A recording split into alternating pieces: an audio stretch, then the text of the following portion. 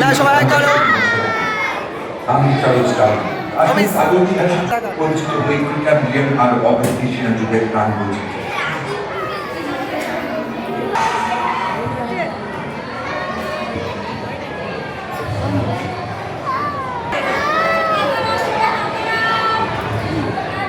শুরু হয়েছিল 350 কোটি বছর আগে।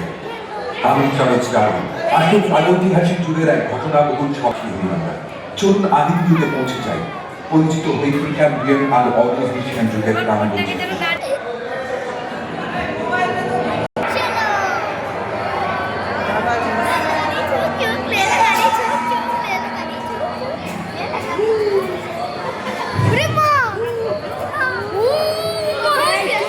সবাই চুপ করো, সবাই চুপ করো। আজ থেকে 460 কোটি বছর আগে সৌরজগতের জন্ম এবং ধারাবাহিক বিকাশের শুরু বলে মনে করা হয়। প্রকাণ্ড এক ধুলোর ঘূর্ণি থেকে জন্মানোর পর পৃথিবী ক্রমে শীতল হতে থাকে। পৃথিবীতে প্রাণের উদ্ভবের মূল কৃতিত্ব বায়ুমণ্ডলের। প্রায় 350 কোটি বছর আগে এককোষী জীবেদের আবির্ভাব। তখনও ধরিত্রী উষ্ণ ছিল, বায়ুমণ্ডলে অক্সিজেন ছিল না। প্রায় 280 কোটি বছর পরে বায়ুমণ্ডলে অক্সিজেনের সৃষ্টি। অক্সিজেনের পরিমাণ ক্রমশ বাড়তে থাকায় 120 কোটি বছর আগে একাধিক নিউক্লিয়াস যুক্ত বহুকোষী জীবেদের জন্ম।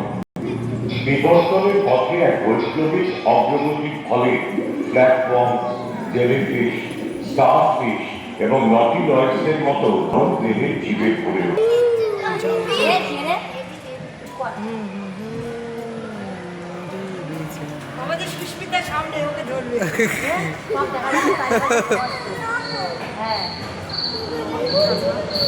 কিরে তোদের ভয় লাগছে না? কিরে ভয় লাগছে? মোটামুটি 35 কোটি বছর আগে মাটিতে কিসের ভয়? তারা ক্রমশ ছড়িয়ে গিয়ে জঙ্গল। কেউ হাত দেবে না, বাইরে বাইরে কেউ হাত দেবে না।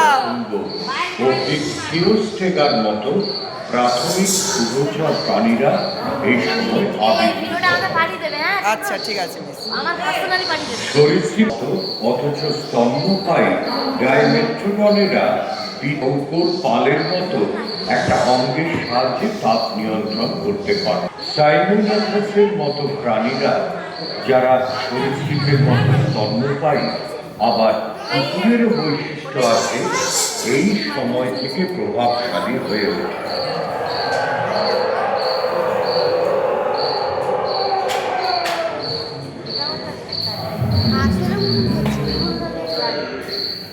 দানবীয় ড্রাগন ফ্লাই আর আরশোলা, বিটল, বিছের মতো পোকারাই তখন পৃথিবী শাসন করত। পৃথিবীতে যখন কয়লা পাওয়া হচ্ছে, তার অধিকাংশই তৈরি হচ্ছে কার্বনিক ফেরাস যুগের, যারা শুকনো আবহাওয়ায় মানিয়ে নিতে পেরেছে। কি হয়েছে?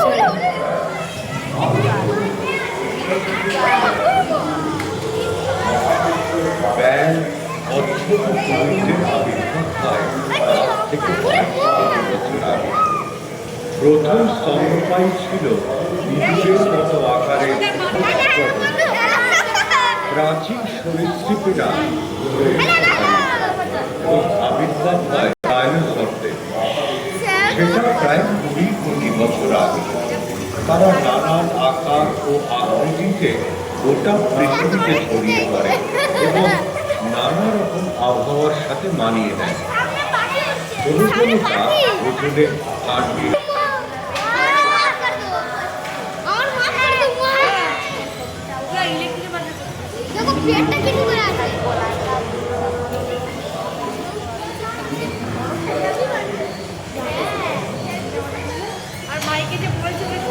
কেউ শেষ আর ক্রিটেশিয়াসের প্রথম পর্যায় ধরে বাকি তুমি ডানা মেলো, যা দিয়ে তারা তাপ নিয়ন্ত্রণ করে।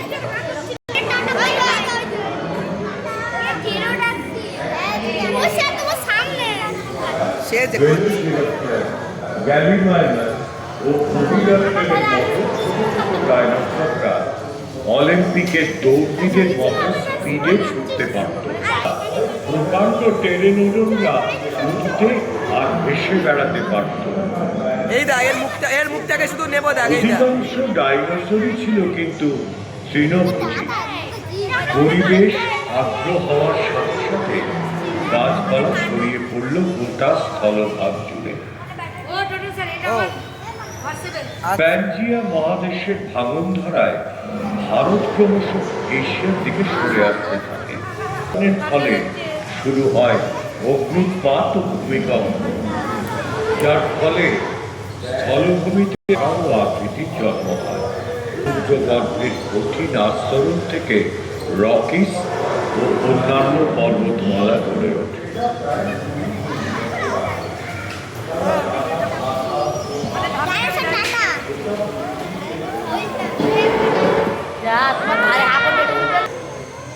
বিষুব রেখার আশেপাশে আবহাওয়া উষ্ণ থাকলেও নদী শুকিয়ে যাওয়ার ফলে বনাঞ্চল কমে যায়।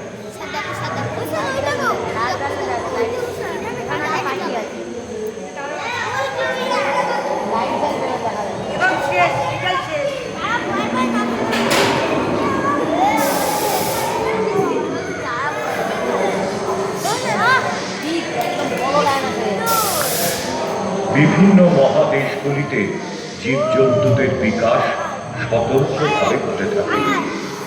ফুলের গাছ প্রথম স্থলভূমিতে আবির্ভূত হয় এবং কীট পতঙ্গের সাথে পরাগমিলনের সম্পর্ক গড়ে ওঠে।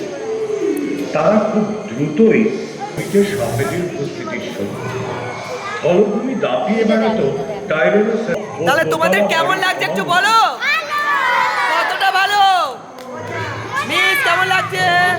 ভালো লাগছে তো? এই দেখো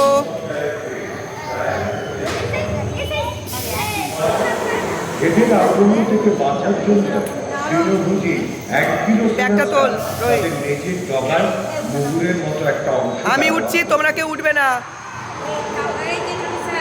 প্রায় 6.5 কোটি বছর আগে সমস্ত ডাইনোসররাই 2000 বছরের জন্য সূর্যের আলো আটকে দিতে পারত। বিশালাকার ডাইনোসররা এই দাও, অন্ধকার করে দিল।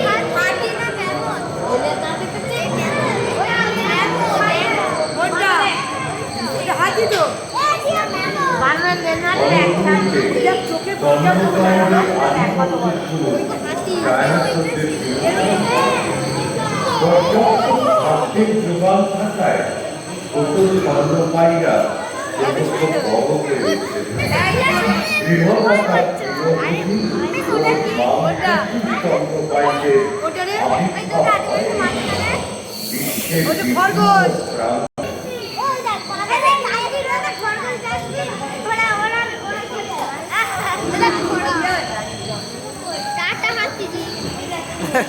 টাটা হাতি, তাই তো? হাতির পূর্বসূরি ডায়নোথেরিয়াম ও ঘোড়ার পূর্বসূরি ইওহিপাসদের দেখা পাওয়া যায় এই সময় থেকে।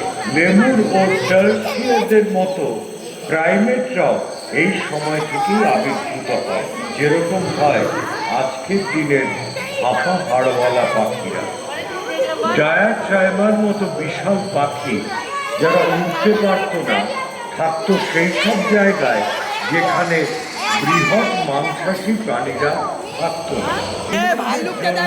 প্রায় 1 কোটি বছর আগে এই সময় থেকেই মানুষের আবির্ভাব। দেখো দেখো ভাল্লুকটা দেখো।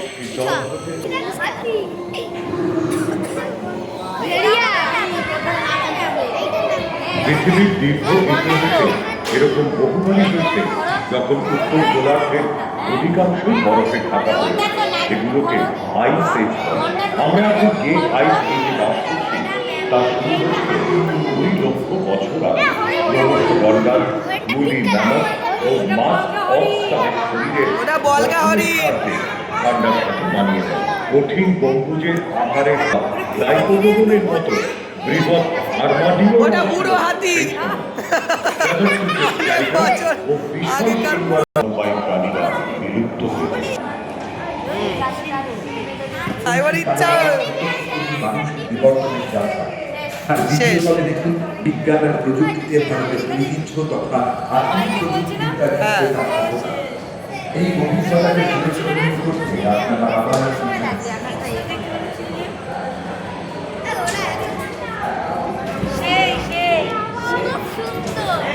বলো কেমন লেগেছে? হাততালি হাততালি